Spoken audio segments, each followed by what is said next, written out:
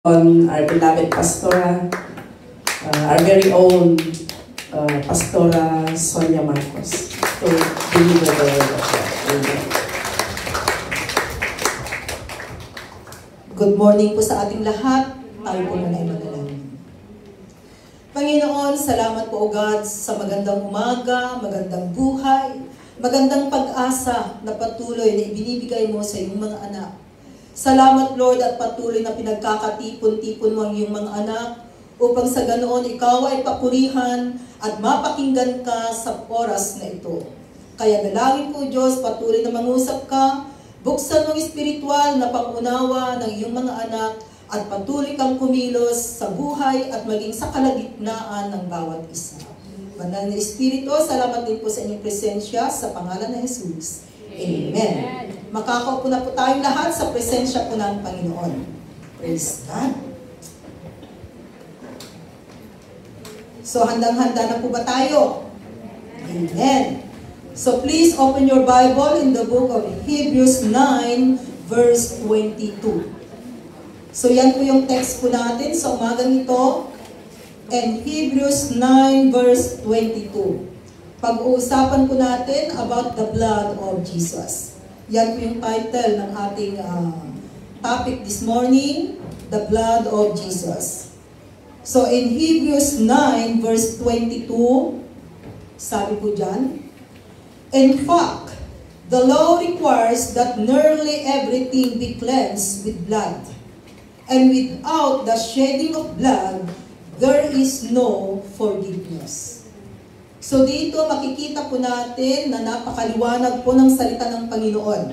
Without the shedding of the blood, there is no forgiveness. So mahalaga po ang dugo. At alam po natin yan, that in literal, life is in the blood. Pag kulang po yung red blood cells natin or white blood cell, ano ang nangyayari? No? Magkakaroon tayo ng sakit. May mga sakit. So, kinakailangan na maging normal. At alam natin na ang buhay, no, life is in the blood. Okay. So, in Leviticus 17, verse 11, tingnan po muna natin ang sinasabi sa kanyang banal na salita. For the life of a creature is in the blood. So, lahat po ng may buhay, yan, mga tao, animals, no? Sabi dyan, life of a creature is in the blood.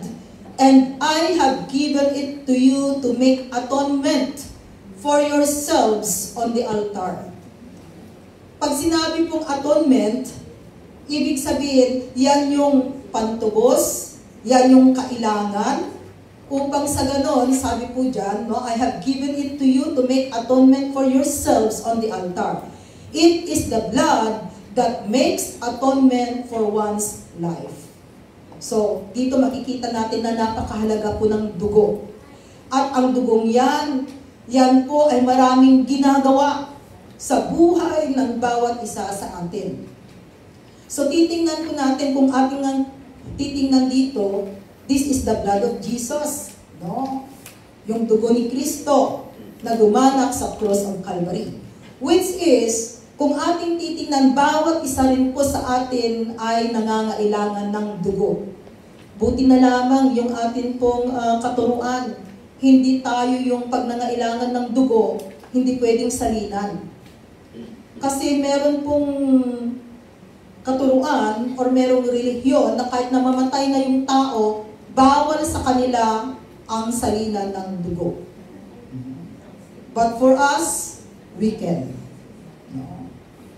Kung yun yung pamamaraan para mabuhay ang tao, di ba? Okay? Pwede tayong magpasalin ng dugo at pwede rin tayong kuhanan ng dugo para ibigay sa nangangailangan. Hindi bawal sa atin. Kasi may mga grupo, may mga sikta na hindi pwede sa kanila. No? They rather die kaysa masalinan sila ng dugo. Okay. And Romans 6 verse 23, sabi po sa kanyang salita, for the wages of sin is death, but the gift of God is eternal life in Christ Jesus our Lord. Okay? Jesus gave His life, no? on the cross para sa iyo, para sa akin. Dahil ang sabi sa kanyang salita, ang kabayaran ng kasalanan ay kamatayan. All of us, we sin. Mga sinners tayo, but praise the Lord. Sa pagiging sinners, ang ginawa po ng Panginoon, ginawa po niya tayong mga saints. So yun po yung magandang balita. Na hindi lamang po tayo nananatiling sinners, kundi may pag-asa, may pagkakataon, at alam po natin na sa mundong ito, sabi ko nga kanina sa street preaching, today is the start of the Holy Week. Sa atin tinatawag na linggo ng palaspas. Kaya marami sa mga kababayan natin, nagdadala sila ng mga dahon. No? Kasi naniniwala sila na ang mga dahon na yan ay nakakapagbigay healing, kagalingan. That is their belief, paniniwala. At maraming magpepenitensya. Ginagawa yan yearly, lalo na sa bansang Pilipinas. Pero hindi nila alam, sabi ng ating Panginoong Jesus bago siya nalagutan ng hininga, it is finished. Ibig sabihin, tapos na. So bakit pa itutuloy ng tao kung mismong si Jesus, sinabi niya, it is finished? So, ibig sabihin, walang halaga yung ginagawa nilang penitensya.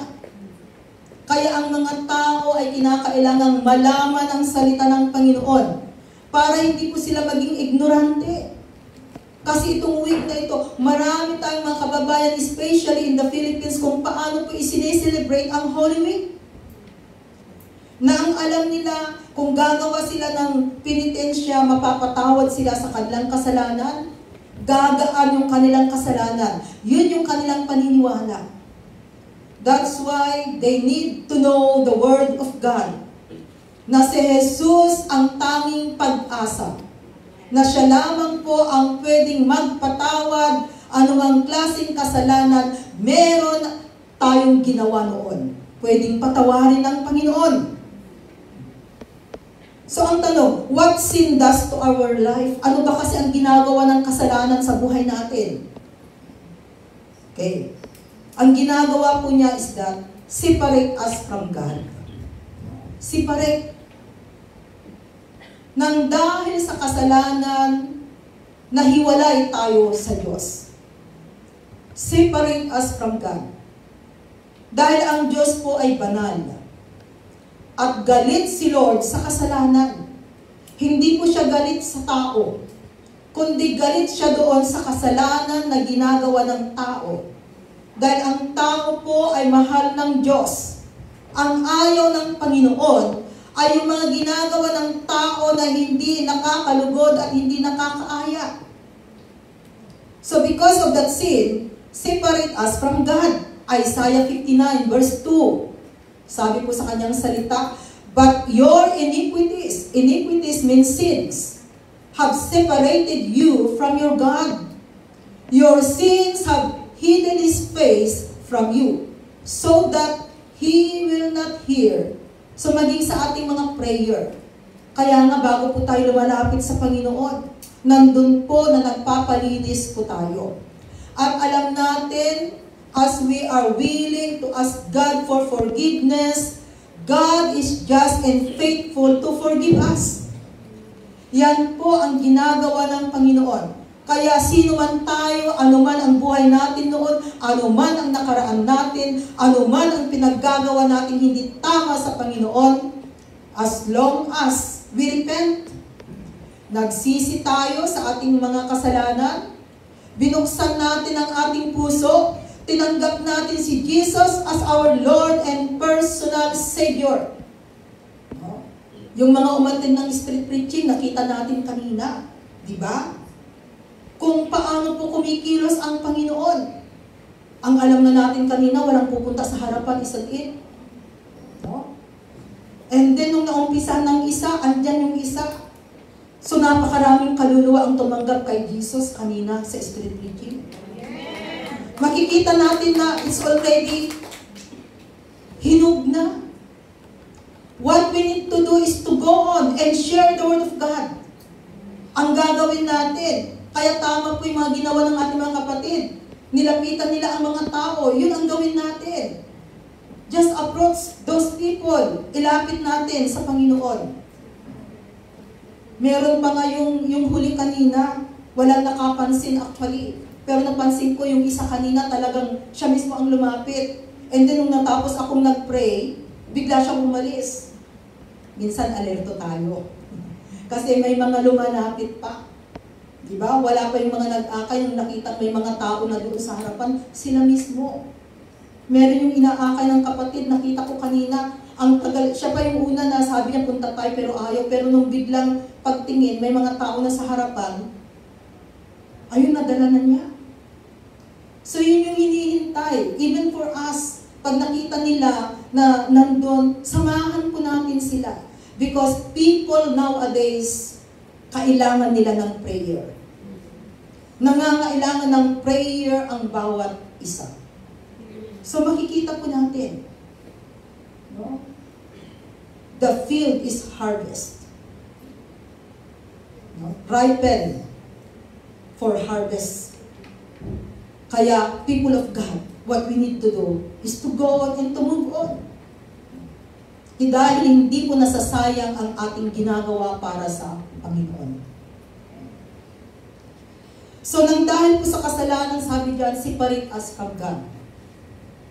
Which is, ang taong makasalanan na ito ay ayaw ni Lord. Na sila po ay mapunta, mapahamak, kundi ang nais po niya makasama ang bawat isa pagdating ng takdang panahon. Number 2, what sin does to our life? Make us feel guilty. Di ba kung mayroon tayong kasalanan, talagang nagigilty ka? Hindi ka makatulog, hindi ka makakain, there's something. No? Kasi nga, guilty ka dahil sa kasalanan na ginawa mo. Kaya nga minsan pag ang tao po, nandun na talaga na they are guilty talaga ang ginagawa nga nila. May mga taong kinikitil nila ang kanilang buhay, nagsusuicide because of guilty. Nakokonsensya sila, hindi nila makayanan, kaya lalong gumagawa sila ng hindi tama at hindi nakakalugod sa Panginoon. Kasi ito po ang ginagawa ng kasalanan, make us feel guilty. Sa bahay nga ni Amo, kahit na napakasimpleng kasalanan, di ba? Talagang nagigilty ka, hindi mo alam kung anong gagawin mo. So, sin, it will make us feel guilty. Psalm 38 verse 4, sabi po doon. And Psalm 38 verse 4, my guilt has overwhelmed me, like a burden too heavy to bear. Oo nga naman. Kaya kung nagigilty ka, talagang ang bigat-bigat. No? Kahit na kinakailangan maging masaya ka, hindi mo magawang maging masaya. Kasi guilty ka. Na kinakailangan na matanggal ang guilt na yan. At wala pong ibang pwedeng magtanggal, kundi ang ating Panginoong Jesus. Yan ang ginawa niya sa krus ng Calvary. Number 3, what sin does to our life? It allows Satan to accuse us. Our enemy in this world is Satan, together with those evil spirits. Hindi po flesh and blood. Hindi yung taong nanakit sa'yo kahapon o nung isang taon, kaya galit na galit ka and you have that unforgiveness. Hindi po siya ang kaaway sa mundong ito, kundi si Satan. At ang ginagawa ni Satan every time, no? He accused us. Kahit na wala kang ginawa, ayan, nag-a-accuse siya. Palagi kanyang itinuturo, siya kasi. Kung hindi sa kanya, hindi dahil sa kanya, gumagawa siya ng paraan. He is accuser. So, allow Satan to accuse us. Kaya ang tinitingnan po ni Satan, yung gawa natin hindi tama. Remember, sin is the foothold of Satan in the life of a believer. Kaya kung may nakatamong kasalanan sa buhay po natin, yan yung butas ni Satanas para hawakan niya ang buhay natin. Kaya nga kinakailangan ang kasalanan ay matanggal sa buhay. At yan po ay pwede nating ilapit sa Panginoon. Sabi sa Revelation 12 verse 10, Then I heard a loud voice in heaven say, Now have come the salvation and the power and the kingdom of our God, and the authority of His Christ.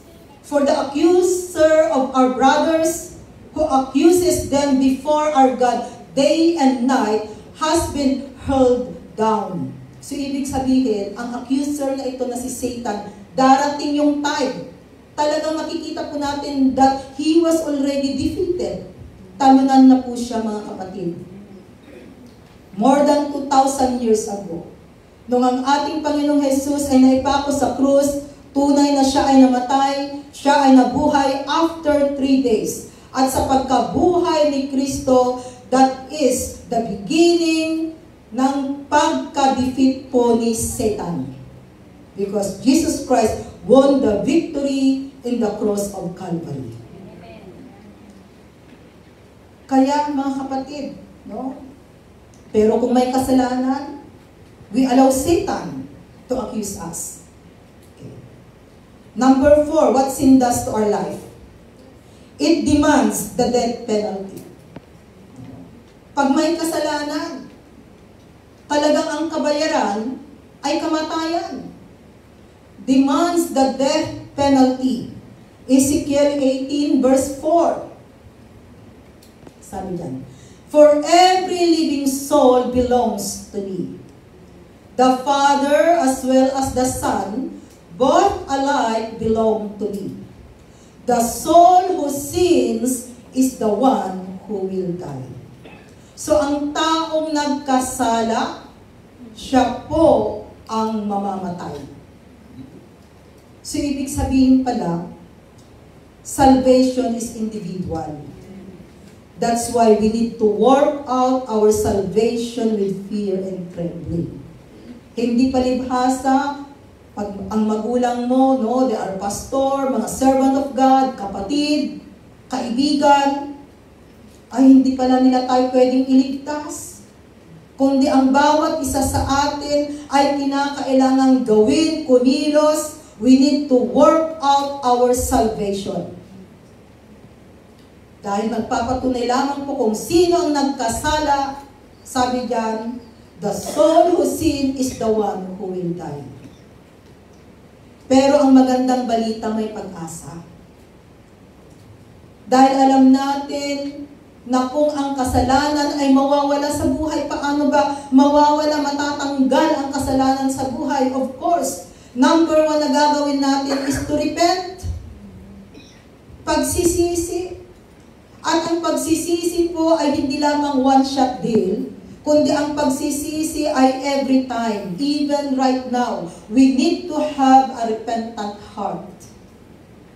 Isang pusong palagi pong nagpapakumbaba, isang pusong malinis at dalisay. Yan po ang pusong nakakalugod sa Panginoon. Okay. The blood protect us from the penalty of breaking the law. Yan, letter C natin sa mga nagtitake note. The blood protect us from the penalty of breaking the law. Bakit po nagpro-protect po ang dugo? No.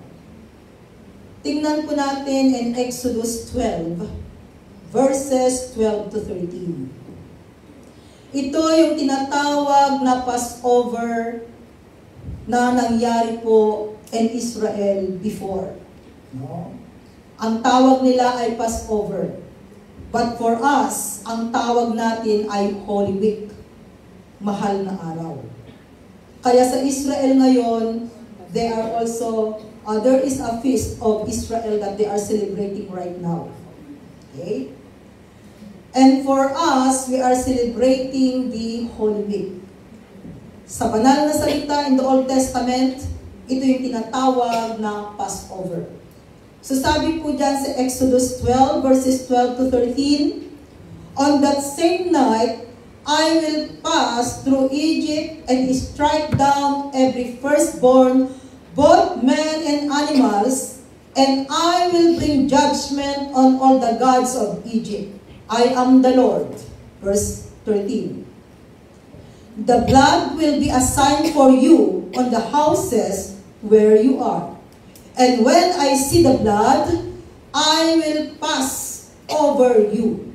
No destructive plague will touch you when I strike Egypt. Kasi during that time, ito po yung kwento ng mga Israelites, they become slave in Egypt before, at ito yung time para po ang mga Israelites na ito ay maalis from Egypt. No? In the leadership of Moses. So meron pong nangyari sa gabing yun. Sabi ng Panginoon, lahat sila, its family, what they're going to do, they're going to take a lamb. Kukuhanin nila ang dugo. At ang dugong yan, they're going to put sa kanilang mga pintuan. No? And a sign of cross. Top, below, and both side. Lalagyan nila ng dugo. Kasi ang mangyayari during that night, no, darating po ang espiritu ng kamatayan. At ang bahay na walang dugo sa pintuan, mamamatay ang kanilang mga panganay, panganay na anak at panganay na alagang hayop. Pero kung may dugo sa pintuan, ang mangyayari, it will pass over. No destructive plague will touch you when I strike Egypt. So ang mga Israelites, naglagay sila ng dugo sa kanilang pintuan. Kaya ang nangyari during that time, lahat ng panganay ng mga Egyptian namatay, including panganay ng hari ng Egypt. Maging mga animals namatay. Pero ang mga Israelites, because they have blood sa kanilang pintuan, walang namatay ni isa man sa kanila. Mga panganay nila hindi po namatay, mga hayop hindi namatay. Which is, sabi sa banal na salita in the New Testament, Jesus said, I am the door. Whoever enters me will be saved. Saan matatagpuan? Wala dyan, but it is found in John chapter 10, verse 9. Tingnan natin. Okay. John 10, verse 9. Hindi ko sinabi ito na supporting verse. Pero tingnan natin. Ito ang sabi niya. And John 10, verse 9, pag sa NIV, I am the gate. Pero sa King James Version, I am the door. I am the door, whoever enters through me will be saved.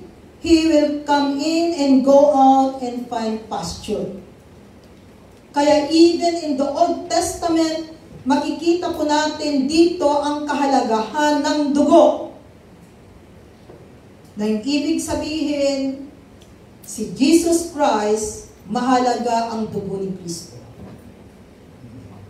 There is a reason, there is a purpose kung bakit po kinakailangan na dumanak ang dugo ni Kristo.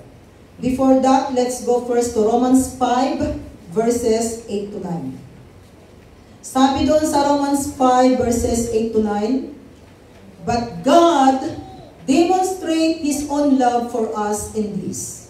While we were still sinners, Christ died for us. Since we have now been justified by His blood, how much more shall we be saved from God's wrath through Him? So nagpapatunay lamang po mga kapatid, kailan lamang po isinilang ang bawat isa sa atin? 1960s, 70s, 80s?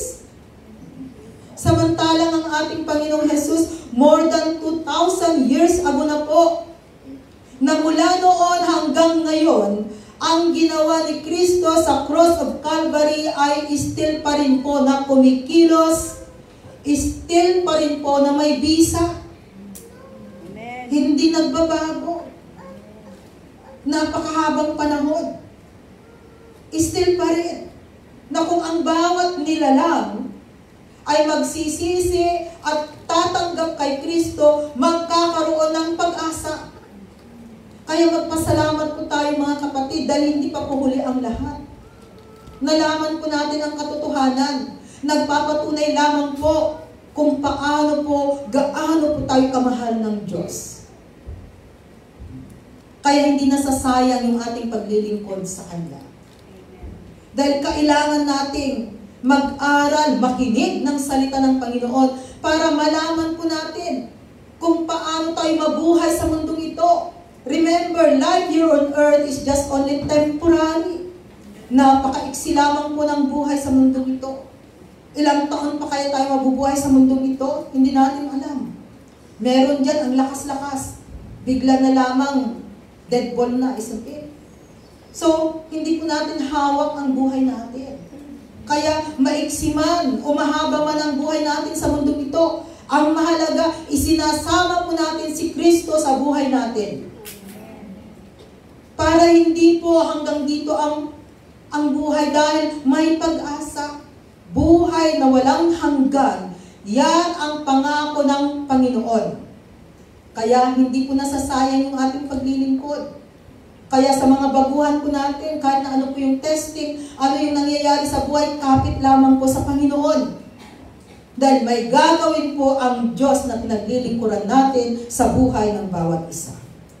Ephesians 1 verse 7, sabi niya, in Him we have redemption through His blood, the forgiveness of sins in accordance with the riches of God's grace. Redemption. Tinubos tayo ni Kristo sa pamamagitan ng Kanyang banal na dugo. There is forgiveness. Merong kapatawaran, mga kapatid. Kaya may pag-asa po ang bawat isa sa atin. Kaya nga right now, sabi ko nga, ano man yung buhay natin noon, as long as na tayo ay nagsisi, naniwala, na tayo ay patatawarin ng Panginoon, lilinisan po tayo ng Diyos. No? At ang mangyayari po sa atin, gagawin po niya tayong mga anak niya at mga taong banal na naglilingkod sa Kanya. Dahil yun po ang hanap ng Panginoon. So being a sinner, our status right now, we become saint. Kaya hindi lamang po sina Saint Teresa, yung mga santo, ang mga tinatawag na saint, kundi maging yung katabi mo. Mga saint po tayo. Why? Because we have Jesus. Nilinis tayo ng dugo ni Kristo. So yun po yung magandang balita, mga kapatid, na kinakailangang patuloy na ihayag. Kaya hindi po tayo nahihiya na ihayag ang salita ng Panginoon. Hindi lamang po dito sa loob ng church, maging sa labas. Kaya nga every Sunday talagang meron tayong street preaching, hindi lamang yan. May mga kapatiran na they will go on and share the Word of God. Nagbibigay ng tracts. Pati nga mga weekdays natin ngayon. Tinatanong namin minsan, bakit late kayo ngayon? Sabi nila, nag-i-evangelize na po kami. Praise the Lord. So even for them, pumupunta po sila sa worldwide na talagang nag-i-evangelize. And then pagdating nila, kwentuhan, sabi nila, akala namin Pilipina yung katabi, yun pala Indonesia. Akala namin pinapakinggan yung sinasabi namin, hindi pala marunong. Hindi naiintindihan yung Tagalog, maging English. So, anong ginawa ninyo? Sabi po ninyo, huwag po namin iiwanan na hindi ipinag-pray. Praise God.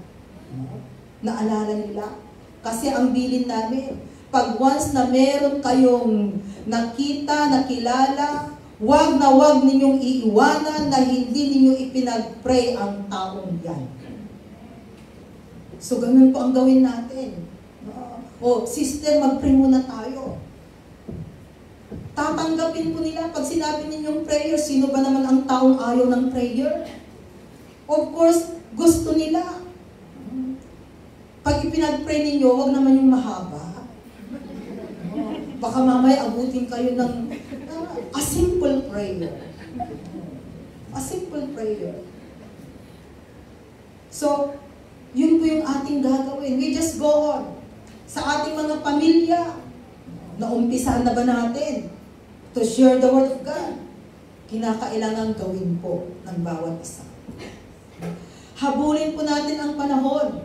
Kasi napakaiksi po ng panahon, mga kapatid. Napakadaling lumipas ng panahon. Kaya wag po nating sayangin ang pagkakataon. Kung may pagkakataon, let's go and share the Word of God. So, makikita po natin dito na tunay po mahalaga ang dugo ni Kristo. So, what the blood of Christ has brought us. Okay? What are the blood of Christ has brought us? Ano po ba yung ginawa ng dugo ni Kristo sa buhay mo, sa buhay ko? Okay. Number 1 is that the blood purify our heart. Yun. Nang dahil po sa dugo ni Kristo na dumanak sa cross of Calvary, mga kapatid, ang dugong yan ay still pa rin po, still flowing, at still pa rin na lumilinis sa bawat puso na nagsisisi at tumatanggap kay Kristo as their Lord and personal Savior. Makapangyarihan po ang dugong yan, mga kapatid. At salamat sa dugo ni Kristo. Because the blood purify our heart. So, ang bawat isa na po sa atin ngayon, ang puso natin. Kaya nga, palagi nating sinasabi at tinatanong, kapatid, kumusta na ang puso mo? Tanungin mo ulit yung katabi mo. Kumusta na ang puso mo? Maaaring sabihin mo na ako, pusong sugatan ako ngayon. Pusong nabibigatan. Kapatid, kahit na mabigat ang pakiramdam mo ngayon, ang mahalaga, isang pusong dalisay pa rin ang nandyan. Isang pusong malinis. Kasi kahit na malinis yung puso natin, di ba? Meron at meron nakaka-encounter tayo ng kabigatan. Lalo na pag dumating si problema. Kasi ang problema, pag dumating yan, hindi natin yan namamalayan. Bigla na lamang sumusulpot. Kahit na ang ganda-ganda ng araw mo ngayon. Bago lumubog ang araw, ngangawa-ngawa ka dahil dumating si problema. Ganyan po ang nangyayari sa buhay. Because our life here is imperfect. Walang perpektong buhay po sa mundong ito. But time will come. There will be a perfect life. Kaya may pag-asa. Kaya ang mga naniniwala kay Kristo, mga mananampalataya, meron pong pag-asa. Kaya ang buhay natin dito sa mundo, sige lang. We enjoy our life. Nakasama natin ang Panginoon. Kahit na may mga problemang dumarating. Dahil kasama natin si Kristo, at anuman ang mga testing trials sa buhay, we can overcome dahil kasama natin si Kristo. Amen? So kahit na grabe yung problema, wala pong imposible sa Panginoon. Pagagaanin niya yan. No. Bibigyan po niya tayo ng kapayapaan. Kagalakan sa puso. Yan po yung ibinibigyan ng Panginoon sa bawat isa sa atin. 1 John 1:7. Sabi po niya sa 1 John 1:7, but if we walk in the light as He is in the light, we have fellowship with one another, and the blood of Jesus, His Son, purify us from all sin. O, tingnan po ninyo. The blood of Jesus. Kaya nga po makapangyarihan ang dugo ni Kristo. Actually po, i-apply po natin ang dugo ni Kristo. Paggising lamang sa umaga, sabi natin, Lord, cover me with your precious blood.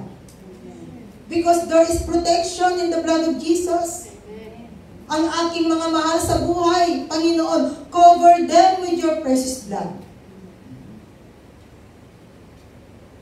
At sabi diyan, the blood of Jesus is that purify us from all sin.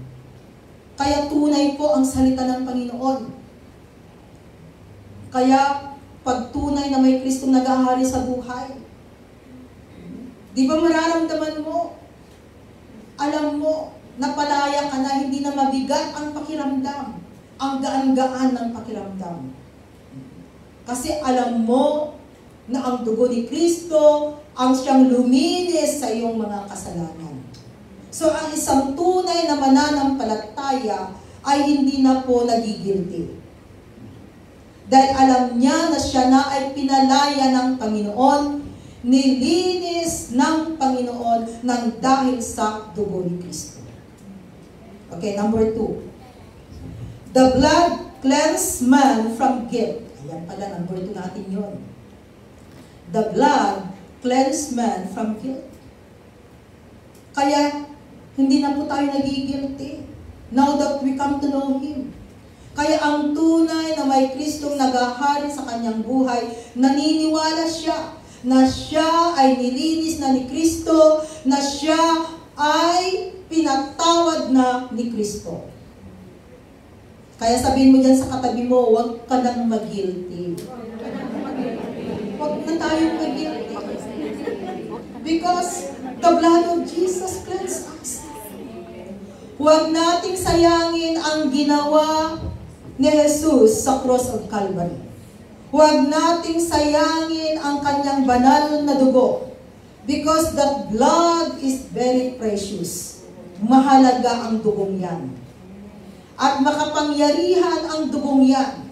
Na until now, ang dugong yan ay patuloy na lumilinis sa mga tao for those na lumalapit, nagpapakumbaba kay Kristo. Kaya yan po yung magandang balita, mga kapatid. Hebrews 9 verse 14. Sabi niya, how much more then will the blood of Christ, who through the eternal Spirit offered Himself unblemished to God, cleanse our consciences from acts that lead to death, so that we may serve the living God. Kaya nga po ngayon, alam natin na tayo napatawad ni Kristo, kaya malaya na po tayong manilbihan sa Kanya. Diba yung mga kapatid, for example, yung mga naglilid, mga nag-pre-preach dito sa harapan, nagigitara, mga tamburin natin. Diba? Kahit na alam natin na may mga ginawa tayo hindi tama noon. But we believe in the blood of Jesus na nilinis niya tayo. Kaya bawat isa sa atin ay nakakatayo na ngayon na pwedeng magpagamit sa Panginoon. Amen. Kasi kung hindi tayo naniniwala, sino ba naman yung gustong tumayo dito sa harapan? Maghayag ng kanyang salita, mag-lead ng praise and worship, mag-MC? Kung alam niya na siya ay makasalanan pa rin. But because we believe the power of the blood of Jesus, kaya pwede po tayong tumayo, no, at magpagamit sa Panginoon. Kaya yung mga nagpapagamit sa Panginoon dyan, talagang naniniwala. Tingnan mo yung katabi mo, nagpapagamit ba yan? Kaya kung hindi ka pa nagpapagamit, it's time. Panahon na. Para po maglingkod tayo, manilbihan tayo sa Panginoon. Huwag nating sayangin yung pagkakataon. Dahil ang bawat isa po sa atin ay pwedeng gamitin ng Panginoon. Ang alam mo, nakaupo ka lang dyan. But who knows? Tomorrow, gagamitin ka ng Panginoon in the way na talagang naisin ni Lord. Kaya ang gagawin lang po natin, totally obey, totally submit, totally commit ourselves to the living God. Huwag nating sayangin ang buhay na ipinahiram ng Diyos sa bawat isa sa atin. Ang buhay po natin ay hiram lamang, mga kapatid. Ang buhay ng ating mga pamilya, mga mahal sa buhay, ay hiram lamang. Ang Diyos ang may karapatang bumawi ng buhay, isang ito. Kaya kung panahon na sabi ni Lord, ibalik mo na ang buhay na yan, wala tayong magagawa. Minsan masakit, isang ito. Pero alam ni Lord, at the end of the day, God knows it kung bakit ganon ang sitwasyon. Ang mahalaga po, mga kapatid, is that ang buhay natin ngayon huwag sayangin. Isama si Kristo sa buhay. at magpagamit po dahil ang bawat isa ay may gamit sa kaharian ng Panginoon. So, Hebrews 9 verse 14, sabi po dyan, okay, binasa na natin kanina, right? Hindi pa. Tapos na. So, purihin ang Panginoon. Kaya hindi na po tayo guilty. Okay, number 3. Number 3 is that the blood bring us close to God. Because of the blood of Jesus, inilalapit po niya tayo sa Diyos. Colossians 1 verses 20 to 22. And through Him to reconcile to Himself all things, whether things on earth or things in heaven, by making peace through His blood shed on the cross. No? Talagang ang dugo ni Kristo. No? Talagang makikita po natin dito na napakahalaga. Once you were alienated from God and were enemies in your minds, mga kaaway po tayo ng Diyos. Hindi ba ninyo alam, mga kapatid? Isinilang tayo sa mundong ito, hindi po ang Diyos ang totoong tatay natin nung isinilang sa mundong ito. Because we have that sinful nature. Makasalanan tayo dahil sa ginawa ng ating mga ninuno sa Garden of Eden. Na ang kasalanan na yan ay dala-dala ng sanlibutan. Kaya ang bawat isa sa atin ay isinilang na merong sinful nature. May kasalanan, nakatatak ang kasalanan. Kaya tingnan po ninyo ang mga bata. No? Habang lumalaki ang bata, sino ba ang magulang na nagturo sa bata na magsalita ng masama? Di ba wala? Pero bakit? Magtataka ka na lamang yung anak mo nagsasalita ng masama. Gumagawa ng hindi tama. Bakit? Nagpapatunay lamang. We have that sinful nature. Kaya nga, ang tao nandyan, which is, may pag-asa. Pag napakinggan ang salita ng Panginoon at nagkaroon ng Jesus. Kasi ang nangyari during that time nung tayo ay sinilang sa mundong ito, walang espiritu ng Diyos na nasa atin. Walang espiritu ng Diyos. Kaya, ginagawa natin kung ano yung gusto natin. At pagmamay-ari tayo ni Satanas. Pero hindi natin alam. Because we are ignorant and innocent about that. Pero nung tayo po ay nakapakinig ng kanyang salita, nalaman natin na kinakailangan pala nating magkaroon ng Espiritu ng Diyos. At paano po tayo nagkaroon ng Espiritu ng Diyos? Of course, nagsisi tayo. We accept Jesus Christ as our Lord and personal Savior. At may ginawa po ang Panginoon nung sinabi natin, Lord Jesus, tinatanggap kita as my Lord and personal Savior. And spiritual things, the Spirit of God comes on us. Dumating sa atin ang Espiritu ng Diyos. Kaya ang may Kristo sa buhay, merong Espiritu ng Diyos na nananahan sa buhay natin. At yan yung mahalaga. Yung Espiritong yan, yan po yung ating DNA na nagpapatunay lamang na tayo ngayon ay anak ng Diyos. Kaya kung walang Espiritu ng Diyos sa isang tao, hindi po siya anak ng Diyos. Kaya kailangan ng mga tao sa mundong ito, anumang relihiyon, hindi po relihiyon ang pinag-uusapan, because religion cannot save us, kundi tamang relasyon sa Panginoon. Relationship to God can save you, not religion. Kaya ang gagawin po natin, tunay kailangan si Kristo.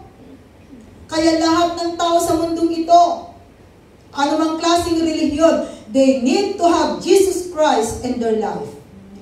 Para sila ay magkaroon ng Espiritu ng Diyos sa kanilang buhay. Kaya kung may Espiritu ng Diyos na naghahari sa buhay natin, meron na pong pagbabago. The old has gone, the new has come. Because the Spirit of God is within us. Kaya, yung dating lasenggo, hindi na naglalasing. Hindi yung every New Year sabi niya, hindi na ako maglalasing. This is my New Year's resolution. Pero after lamang ng January 1, kinabukasan, ayan na naman. Walang nabago. Pero kung may Kristo sa buhay, tunay na may pagbabago. The old has gone and the new has come. And I believe that each one of us, may binago si Kristo sa buhay natin, isn't it? Meron at patuloy pang binabago ni Kristo. And God is changing us from glory to glory. So the blood brings us close to God. Colossians 1, anong verse na tayo kanina? Verse 22. Ayan. But now, He has reconciled you by Christ's physical body through death to present you holy in His sight, without blemish and free from accusation. So nang dahil po kay Kristo, kaya talagang inialay niya yung kanyang buhay. Baka sabihin ninyo, bakit pa kasi kinakailangang si Jesus ay maipako sa krus? Yun nga yung purpose kung bakit ang anak ng Diyos ay maging tao sa mundo ito. The Word become flesh. Word and Jesus ay iisa lamang. Kaya yung salita, naging flesh. Isinilang sa mundong ito, and that is the Lord Jesus Christ. Kinakailangan na mayroong dugo na dumanak sa cross of Calvary. Kung patuloy pa rin na espiritu, si Jesus at hindi naging tao, saan kaya ang dugo? Kinakailangan maging tao, isang ito. At kung still pa rin na hindi naging tao si Jesus, sino yung ipapako nila sa krus? Hindi mo pwedeng ipako sa krus ang espiritu. Kaya po si Jesus ay naging tao. Nabuhay siya sa mundong ito within 33 years. Kaya kung lumampas ka na ng 33 years, mas mahaba pa ang buhay mo kaysa kay Kristo. 33 years lamang po na nabuhay sa mundong ito. At ang ending niya, namatay sa krus. Pero ang magandang balita, hindi po siya nanatiling nakapako sa krus, kundi siya ay nabuhay na muli. Kaya ang krus po natin dito, walang taong nakabitin. Kasi nabuhay siya. We believe in the power of the cross. Pero ang cross natin, walang taong nakabitin. Dahil naniniwala tayo na si Jesus ay nabuhay na muli. Kaya pwede rin po kayong magsuot ng cross. Kung may kwintas kayo, cross, siguraduhin lang ninyo na walang taong nakabitin. No? Dahil si Jesus ay nabuhay. Hindi po siya nanatiling patay. At yan ang magandang balita. Kaya nga sa mundong ito, di ba? Linggo ng palaspas ngayon. Tomorrow, ayan, mag-uumpisa na. Lunes Santo, Martes Santo, Merkules Santo, and then ang Biyernes Santo, ay talagang ang mga tao sa, lalo na sa Pilipinas, talagang nagiging santo. Meron pang panon na hindi pwedeng kumain ng karne pag Thursday, Friday. Pag Sabado naman, anong ginagawa? Sabado Gloria, kinakailangan na maligo. Yan ang mga paniniwala ng mga Pinoy. At ang linggo ng pagkabuhay, Domingo Paskwa, linggo ng pagkabuhay, ay kinakailangan na may celebration doon mag-uulam ng karne. Diba? Yun yung alam nating gagawin, pero hindi pala. No? Kundi man-made ang mga yun. Kundi ang dapat palang gawin natin, no? Talagang ang buhay ay ialay sa Panginoon. That is the time. na isipin natin ang ginawa ni Jesus sa cross of Calvary. Nang dahil sa kanyang sakripisyo, ikaw at ako ay nagkaroon ng buhay na walang hanggan. So yun po yung magandang balita, mga kapatid. Okay. Number 4. Number 4 is that the blood gives boldness to enter God's presence. So yung dugo ni Kristo, it gives boldness, sabi diyan, to enter God's presence.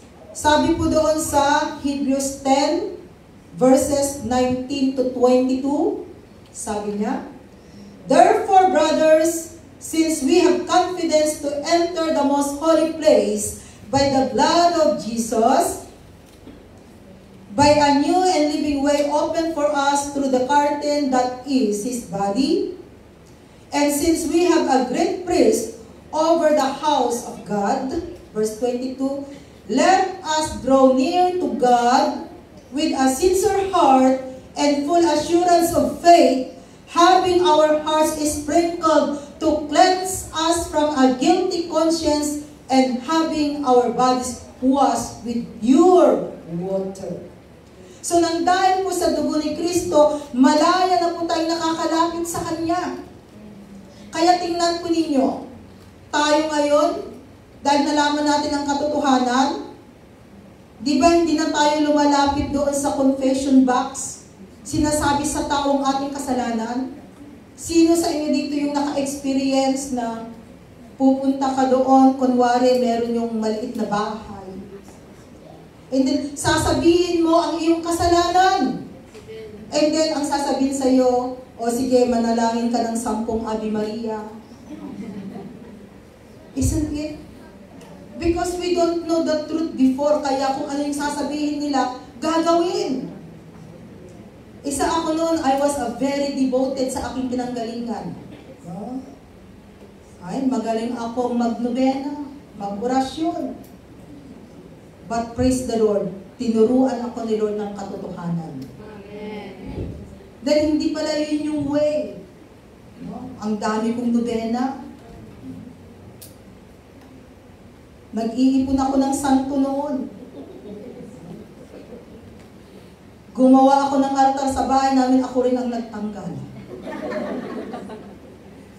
Nung nalaman ko ang katotohanan, walang nagsabi, hindi ako pinagalitan, ako yung gumawa ng altar, hindi ako din ang nagtanggal. Kasi nalaman ko ang katotohanan. Praise the Lord. Kasi may pagkakataon pa. Kaya kung noon, leader ako ng rosary, novena prayer, at least ngayon, no, alam ko na tama yung aking sinasabi sa mga tao. Amen. Hindi katulad noon. So praise the Lord. Dahil tunay po na the blood of Jesus give boldness to each one of us to enter God's presence. Kaya malaya na po tayong nakakalapit ngayon sa Panginoon. Kahit na nasaan ka, you can pray to Him. Amen. Hindi na kinakailangan na kailangan nating may gagamitin kang manalangin. Hindi na. We can go directly to God. Sabihin natin sa Kanya kung ano ang nilalaman ng ating puso. So praise God. Number 5 natin, the blood perfect us in the sight of God. Okay. Because of the blood of Jesus, perfect us. Ginagawa po niya tayong perfecto sa paningin ng Panginoon.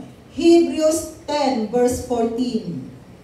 Sabi po dyan, because by one sacrifice, He has made perfect forever those who are being made holy. Kaya nga mga kapatid, hindi na kinakailangan na tayo ay magpapako sa krus para maging perfecto, kundi minsanan ng ginawa ng ating Panginoong Jesus. Supposed to be tayo yung maipako sa krus dahil tayo yung makasalanan. Pero hindi na. Sabi ni Lord, ako na lang ang maipako sa krus. Kaya nung naipako si Jesus sa krus, kapatid, ang mga kasalanan natin ay naipako na rin kasama niya. Hindi pa tayo isinilang sa mundong ito. Pero kasama nang naipako ni Jesus ang ating mga kasalanan sa cross of Calvary. Kaya nga po tayo ngayon, we as a believers, we need to live by faith. Kaya ang buhay natin ngayon ay kasama ang pananampalataya, pananalig sa Panginoon. We are living by faith and not by sight anymore. At ang pang-anim natin, the last one, the blood gives eternal life. Buhay na walang hanggan. Sabi ko nga, temporary lamang po ang buhay sa mundong ito. Sabi sa kanyang banal na salita, no? Ang buhay ng tao is just only 70 years. Pag more than 70 years na ang isang tao, it's already grace, favor that comes from the Lord.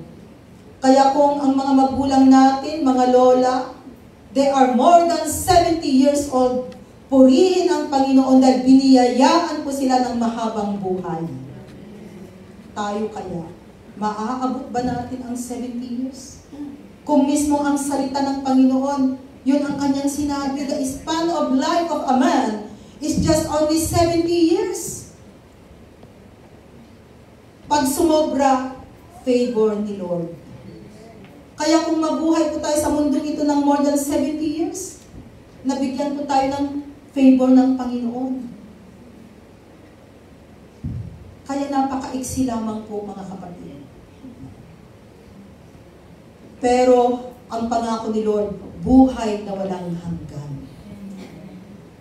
Buhay na walang hanggan. At ang buhay na yan na kasama si Kristo, yan ang perfect life.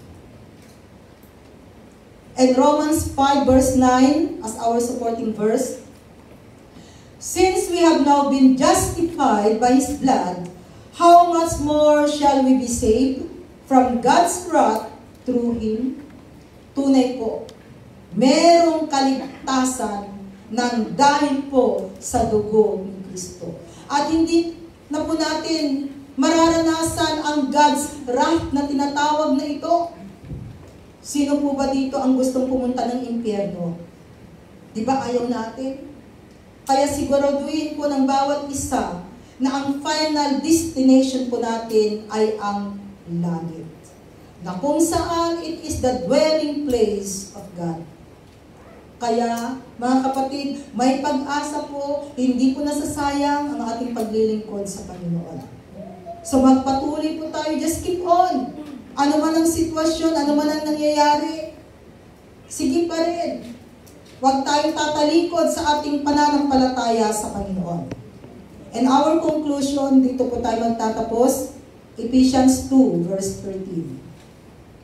Na ang sabi po sa kanyang salita in Ephesians 2 verse 13, but now in Christ Jesus, you who once were far away, malayo sa Diyos, have been brought near, inilapit po tayo because the blood of Christ. Nang dahil sa dugo ni Kristo. Kaya ang dugo ni Kristo po ay makapangyarihan, mga kapatid. The blood of Jesus is still flowing even right now mula noon hanggang ngayon. At patuloy na ito po ay kumikilos sa buhay ng bawat isa sa atin. Kaya magpatuloy po tayo and continue to ask the blood of Jesus to cover us, cover our family, lahat ng meron sa atin because there is also protection in the blood of Jesus. Kaya purihin po ang kanyang pangalan dahil po sa dugo ni Kristo, ikaw at ako ay nagkaroon ng buhay na walang hanggan. Kaya wag po nating sayangin ang dugo ni Kristo. Panginoon, salamat o God sa iyong salita na minsan pa o God ipinaalala mo po sa amin, Lord, na napakahalaga ng iyong dugo na dumanak sa cross of Calvary. Na ang dugong yan po ang pinantubos sa aming mga kasalanan. Panginoon, salamat, O Lord God, dahil alam po namin at naniniwala po kami, Panginoon, na anuman ang mga nagawa po namin kasalanan, O God, yan po ay pinatawad mo na, Panginoon. At patuloy na kami po ay tinutulungan, tinuturuan, Panginoon, upang kami po ay makapamuhay sa mundong ito nang naaayon po sa iyong kagustuhan. Kaya dalangin ko, Diyos, hawakan mo po ang buhay ng bawat isa. Huwag mo po kaming pababayaan, Panginoon. Maraming salamat, O God, sa biyaya ng kaligtasan na hawak-hawak ng bawat isa. Salamat, Lord, at ibinabalik ko po sa iyo ang mataas na papuri sa pangalan ni Jesus.